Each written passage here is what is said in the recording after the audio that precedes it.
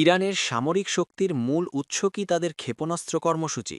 আর এই কারণেই কি যুক্তরাষ্ট্রের সাথে মিসাইল ইস্যুতে কোনো আলোচনা করতে রাজি নয় তেহরান? সাম্প্রতিক সময়ে এই প্রশ্নগুলোই নতুন করে আলোচনায় এসেছে আন্তর্জাতিক রাজনীতিতে। ইরানের প্রতিরক্ষা কাউন্সিলের প্রধান এবং সর্বোচ্চ ধর্মীয় নেতা আয়াতুল্লাহ আলী খামেনির জ্যেষ্ঠ উপদেষ্টা আলী শামখানি স্পষ্টভাবে জানিয়েছেন, ক্ষেপণাস্ত্র কর্মসূচি নিয়ে তেহরান সবসময় একটি রেড লাইন অনুসরণ করে। অর্থাৎ এই বিষয়ে কোনো ধরনের ছাড় বা সমঝোতা করতে রাজি নয় ইরান।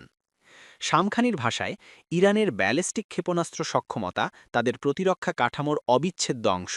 তাই এই ইস্যুতে যুক্তরাষ্ট্রের সাথে কোনো আলোচনা করা হবে না।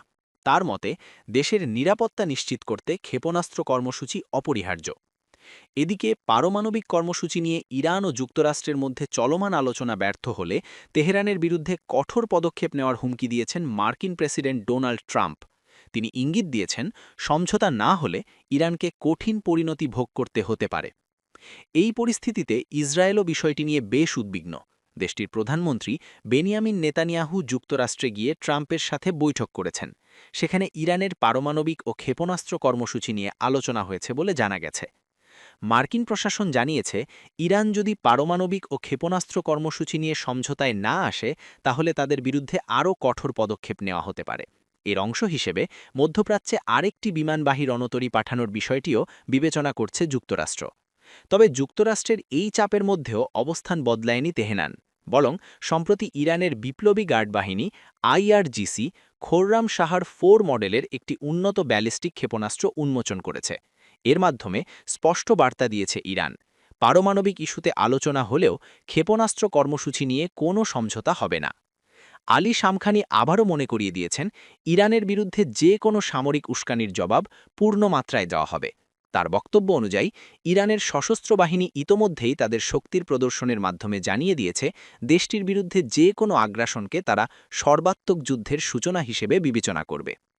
বিশ্লেষকদের মতে, ইরানের ক্ষেপণাস্ত্র কর্মসূচি তাদের প্রতিরক্ষা নীতির কেন্দ্রে রয়েছে, কারণ পারমাণবিক অস্ত্র ছাড়াই শক্তিশালী প্রতিরোধ ক্ষমতা ধরে রাখার অন্যতম উপায় হচ্ছে দূরপাল্লার ক্ষেপণাস্ত্র ব্যবস্থা। এই কারণেই তেহরান এই ইস্যুকে রেড লাইন হিসেবে দেখছে। তবে প্রশ্ন রয়ে যাচ্ছে, যুক্তরাষ্ট্রের শর্ত ইরান না মানলে কি পরিস্থিতি যে কোনো সময় যুদ্ধের দিকে গড়াতে পারে? বিশ্লেষকদের ধারণা, অতীতেও একই ধরনের চাপ কৌশল ব্যবহার করেছে যুক্তরাষ্ট্র ও ইসরায়েল। তাই বর্তমান পরিস্থিতিও অনেকটা সেই পথেই এগুচ্ছে বলে মনে করা হচ্ছে। একদিকে সামরিক হুমকি, অন্যদিকে দ্যুতিবাত্রিক আলোচনা, এই দ্বৈত আলোস্থার মধ্যেই অনিশ্চয়তার দিকে এগুচ্ছে ইরান যুক্তরাষ্ট্র সম্পর্ক। আর এর প্রভাব পড়তে পারে পুরো মধ্যপ্রাচ্য সহ বিশ্ব রাজনীতিতে। এখন দেখার বিষয়, আলোচনার পথেই কি সমাধান আসবে, নাকি উত্তেজনা শেষ পর্যন্ত সংঘর্ষে রূপ নেবে।